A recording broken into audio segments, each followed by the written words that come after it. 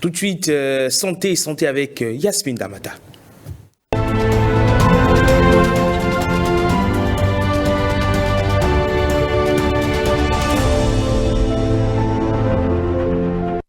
Je vous le disais à l'entame de cette émission, c'est bien de manger. Il est surtout important de bien manger.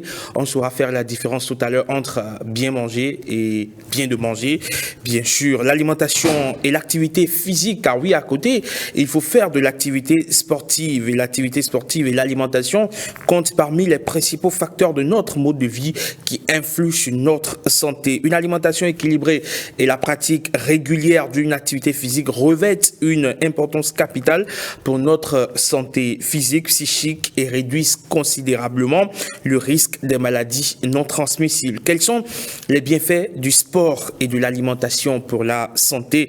Le sport fait-il vraiment maigrir? Comment avoir une alimentation équilibrée? Eh bien, c'est ce dont nous parlons ce matin avec Yasmine Damata. Yasmine, bonjour. Bonjour Emon Amigan. Comment allez-vous? Ça va très bien. Mais c'est un plaisir de vous retrouver sur 5 sur 7 matin, après quand même quelques semaines d'absence. 2 mois d'absence. Oui, 2 mois, c'est beaucoup. Ça fait 8 semaines quand même. Ouais. On s'est habitué dernièrement à Génial Afoudem aussi à Boka qui a tenu proprement la maison. Et on aura affaire à vous pour les 2 prochains mois, les 8 prochaines semaines, donc les 8 prochains numéros. De santé seront animés par vous, c'est bien cela? Oui, et on va également bien tenir la maison, puisque vous serez toujours là pour nous recevoir. Bien sûr, avec beaucoup de plaisir, beaucoup d'enthousiasme, beaucoup de joie, bien sûr, pour partager ces instants avec les téléspectateurs et surtout des sujets importants comme le sport et l'alimentation. Ce n'est pas toujours évident. Toujours pas, et on va faire beaucoup d'activités sportives aujourd'hui. N'est-ce pas? Je ne vous vois pas en basket. Basket, pourquoi pas le volleyball? Ben, je ne vous vois pas en chaussures basket, je veux dire, et puis en tenue de sport. Ben, on verra bien. Peut-être que la marche également est un sport. Donc, on verra avec notre nutritionniste diététiste Rebecca Sagboran. Bonjour. Bonjour madame, bonjour monsieur. Comment allez-vous? Bonjour chers téléspectateurs, ça va super bien, merci. Ça se sent déjà, vous êtes en l'accord, je ne sais pas si c'est déjà pour commencer l'activité sportive ce matin. Tout à fait. Alors là. C'est pour aller à la salle de gym. On y va alors. Aujourd'hui, on parle de la place de l'activité sportive dans la nutrition. Déjà, on peut partir de simple explication. La nutrition, c'est quoi? On va aller de façon terre à terre. Oui. Quand on dit nutrition, il faut penser à 2 mots. Il faut penser à l'alimentation, il faut penser à la santé. Donc la nutrition, c'est cette science-là qui analyse le rapport entre l'alimentation et la santé tout simplement. Donc comment s'alimenter pour être en bonne santé ou quand il y a une pathologie donnée, comment s'alimenter pour prévenir une pathologie quand il y a des prédispositions ou comment s'alimenter pour mieux vivre avec une pathologie, si c'est une pathologie chronique, bien sûr. Voilà. Alors là, vous avez parlé de comment s'alimenter, et comment s'alimenter. Alors, à quel moment l'activité physique vient dans la nutrition? Ok. Quand on parle de l'alimentation et qu'on parle de la santé, on ne peut pas mettre de côté l'activité physique. D'accord. Parce que quel que soit ce que nous apportons à notre organisme comme nourriture, tant que nous ne bougeons pas, tant que nous ne dépensons pas assez d'énergie, il y aura des conséquences qui pourraient s'installer au niveau de l'organisme. Et pour même bien utiliser tout ce qui est apporté par l'alimentation, il faut une activité physique. Pour bien utiliser les nutriments, tout ce qui est apporté par notre alimentation. Donc l'activité physique joue un rôle important dans la nutrition. Alors quelles sont ces activités physiques qu'on peut exercer pour réellement bénéficier d'une bonne nutrition? Voilà. Il y a les activités physiques modérées et il y a les activités physiques intenses. Les activités physiques intenses, c'est pour les grands sportifs. C'est pas indispensable de faire une activité physique intense.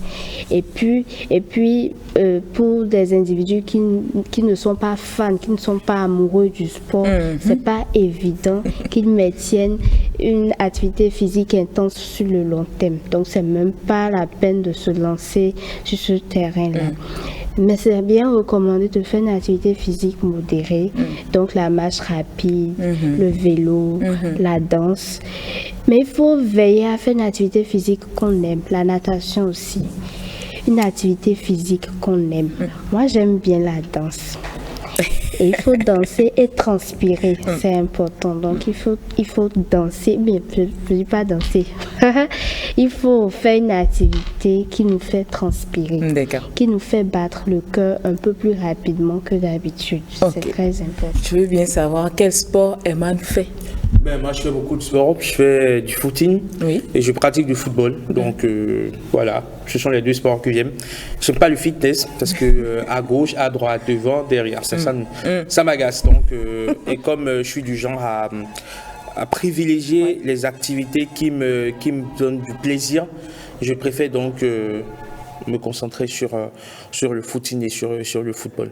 Parce que c'est important aussi de prendre du plaisir dans l'activité sportive que vous faites. Il faut choisir une activité qu'on aime.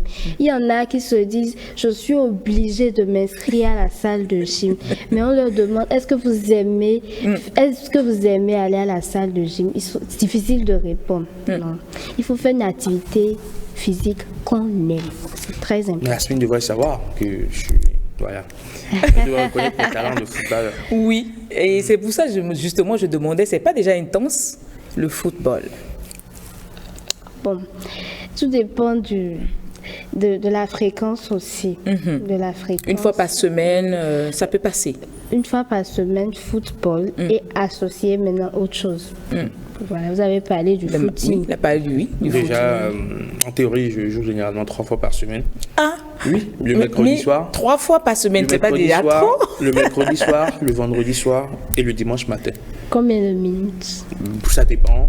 1 heure, 1 heure et demie, ça dépend de ma forme du jour. Voilà. Donc, voilà. Pour une personne qui mange normalement bien, ses fruits et légumes par jour, il prend son repas le matin, il prend les collations, il prend à midi, et qui fait du sport, du football 3 fois par semaine, est-ce que c'est pas déjà trop comme activité physique pour une bonne nutrition? Quand on augmente l'intensité de l'activité physique, il faut jouer encore sur l'alimentation. Parce que quand vous faites une activité physique intense, c'est que vous faites développer vos muscles. D'accord. Alors, il y a des nutriments spécifiques qui sont indispensables pour la formation des muscles. Il faut donc jouer sur cet aspect-là au niveau de l'alimentation. Quand ce n'est pas fait, des déséquilibres pourraient s'installer au niveau de l'organisme. Et on m'a renseigné que le football n'est pas un sport complet, donc qu'il faut ajouter d'autres exercices musculaires pour renforcer les muscles, pour faire, on va dire, faut faire aussi des abdos, il faut faire... Mais c'est si vous aimez, comme elle le dit, c'est si vous vous sentez bien dedans. Si vous sentez bien, le mieux, c'est de faire de la natation, qui est un sport complet. Bien. Écoutez, votre affaire de natation, franchement, c'est vrai que je suis issu d'un milieu fortement arrosé. Bien sûr, je suis issu d'une commune fortement arrosée, où il y a beaucoup d'eau. D'ailleurs, même, voilà. Donc, je sors, j'ai les pieds dans l'eau. Mais malheureusement, c'est pas toujours évident. Votre contact avec l'eau. C'est pas toujours évident. Pas toujours. Vous pouvez l'eau quand c'est dans la douche, mais pas pour se baigner. Ou le petit bassin. Alors, docteur Sagbon, dites-nous concrètement, la nutrition, est-ce qu'on peut, quand on mange bien, on peut se passer de l'activité sportive?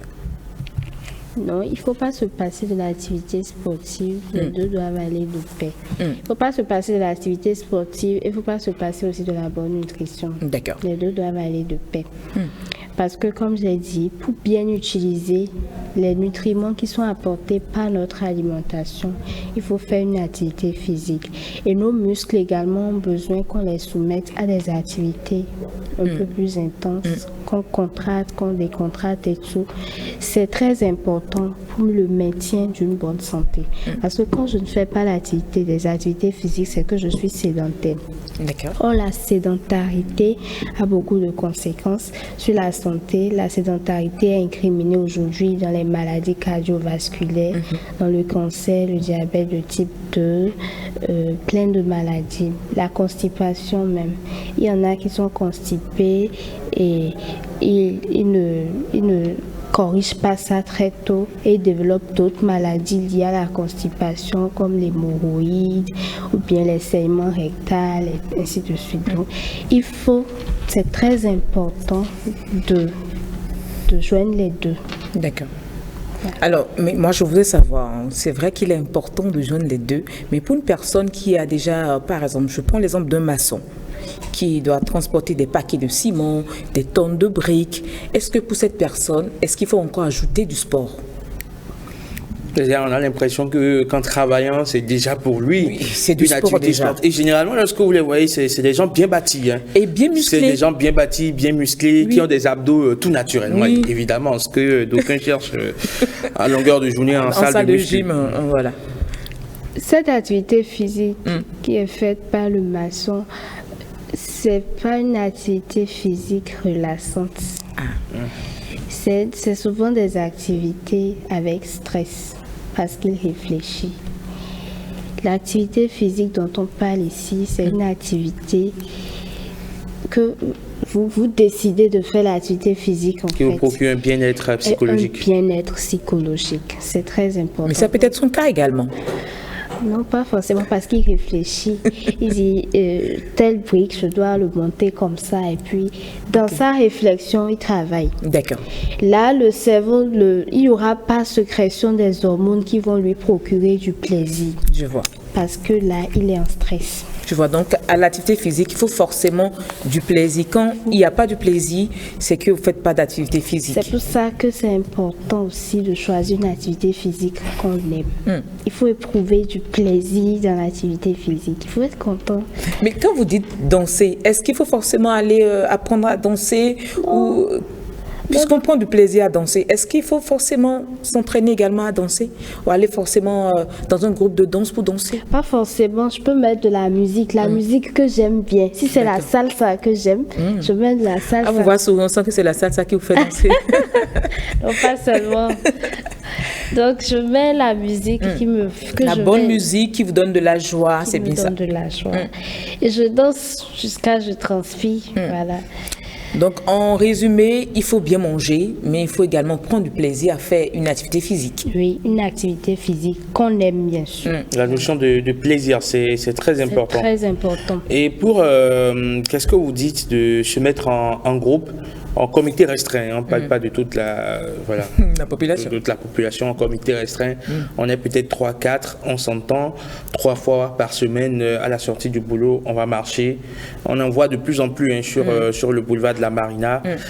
Des marches rapides. Des marches rapides. C'est bien aussi, c'est une bonne chose aussi. Parce qu'on a tendance à céder seul, quand on est seul, on a tendance à vite renoncer. Alors que lorsque vous êtes en groupe, on se soutient. Oui. On se challenge aussi et ça fait pâlir d'envie. Oui, et c'est bien que dans ce groupe restreint-là, que tout le monde vise la bonne santé.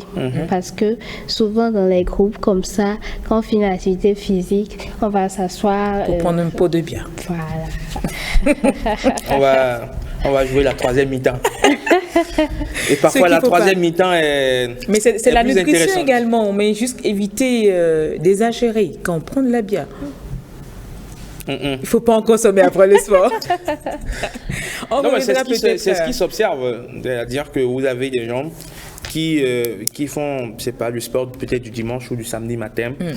Ils finissent le sport généralement entre 6h30 et 8h, 9h, 10h accessoirement.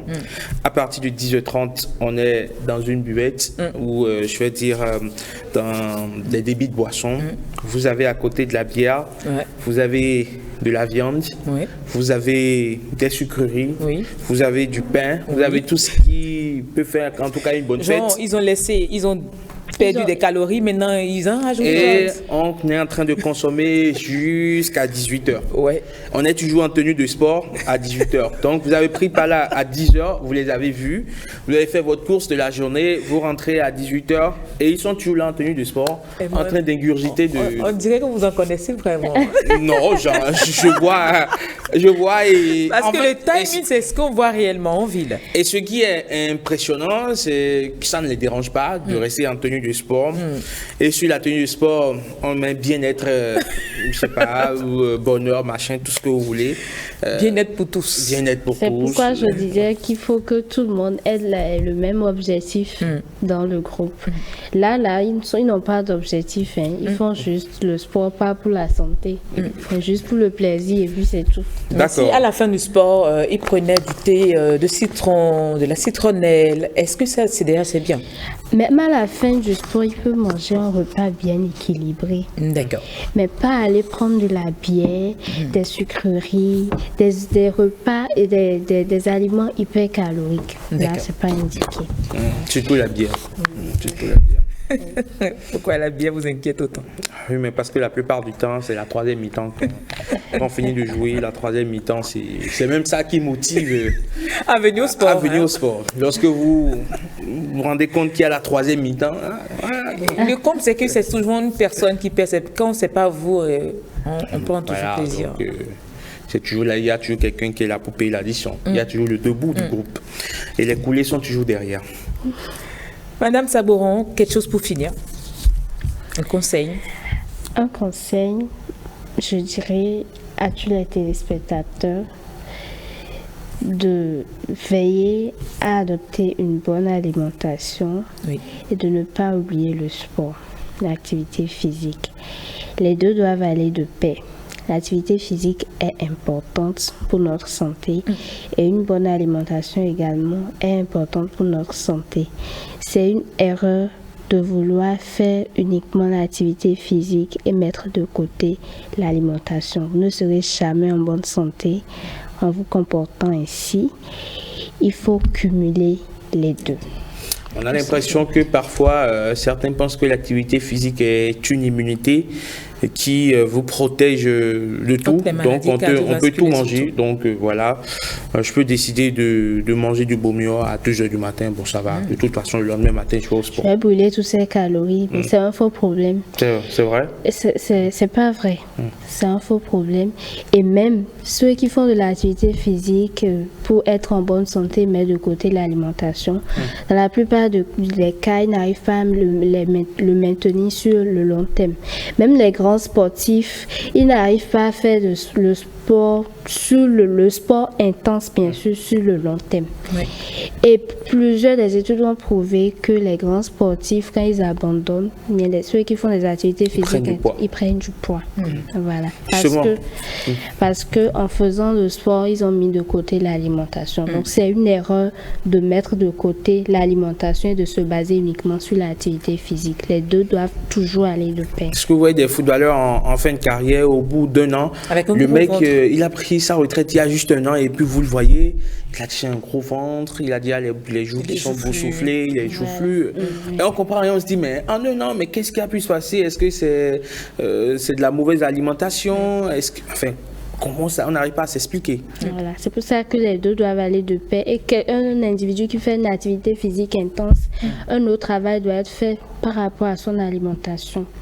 Il y a des activités physiques et il y a une alimentation adaptée à ceux qui ont une activité physique intense. Celui qui a une activité physique intense ne peut pas s'alimenter de la même manière que celui qui a une activité physique modérée. Quand en pratiquant l'activité physique intense, on ne veille pas sur cet aspect-là, dès qu'on arrête, paf, on prend du poids et il y a un pic. Très bien. Nous, c'est ce que nous allons éviter. Vous avez compris, l'activité physique et l'alimentation vont de pair, doivent toujours aller de pair pour avoir une très bonne santé, vivre longtemps, si on peut le dire. Oui. C'est le duo parfait, on a envie de dire. Et il y a aussi ces personnes qui mangent tout ce qu'ils veulent, ne font jamais d'activité sportive, ne prennent jamais 1 kilo supplémentaire, ne vieillissent jamais, vivent jusqu'à 80 ans. Je salue au passage Christelle Sabouron. En tout cas, je ne vous le fais pas dire. Qui ne prend jamais du poids. Vous allez régler vos comptes lorsque vous descendrez. Pas de calories de Non, plus, mais en tout cas. les conséquences liées à la malbouffe ne se manifestent pas seulement au niveau du poids. D'accord. Il y a d'autres manifestations. Oui, il y a d'autres manifestations et les manifestations varient en fonction de la prédisposition génétique. Si je ne suis pas prédisposée à prendre du poids, je peux adopter des comportements qui pourraient me faire prendre du poids sans ne pas prendre du poids. Mais d'autres choses pourraient s'installer au niveau de l'organisme, comme le diabète par exemple. Il y a des sujets diabétiques qui n'ont pas de l'embonpoint. Ils ont un poids normal, mais ils sont diabétiques. Et souvent même, ils ne savent pas attendre. Et c'est le jour où ils trébuchent, voilà, qu'ils se rendent compte que le diabète s'était déjà installé. Ou même des dyslipidémies, donc élévation d'un taux donné de cholestérol et diminution d'un autre taux de cholestérol parce qu'il y a deux types de cholestérol au niveau de l'organisme. L'un doit être... Il doit avoir l'équilibre. Donc, beaucoup de choses peuvent s'installer. Ce n'est pas seulement la prise de poids qui est une conséquence. Et même quand on commence avec la santé, on n'a pas envie de finir. Mais j'ai l'impression qu'il y a l'environnement qui nous attend. Pas une impression. Il est là, William Apollinaire, tu dis bien à l'heure. Depuis 5 heures, il est là en train de bosser sur sa chronique. On va lui permettre évidemment de s'installer. Et si prend fin donc santé de ce mardi matin, on parlait de l'alimentation saine et du sport, vous avez compris, donc il faut bien manger, c'est classique, 5 fruits et légumes par jour. Quand on dit 5, ce n'est pas aligné 5 fruits, c'est juste des portions, voilà, de fruits et de légumes. Veillez à prendre aussi des protéines, de la viande, du poisson, des œufs. Beaucoup d'eau. Beaucoup d'eau aussi, 2 litres, 3 si vous voulez, 5 en tout cas, si on votre va y corps revenir vous permet. par rapport à la quantité d'eau, on va y revenir une autre fois. D'accord, pourquoi pas. Tout à fait. Allez.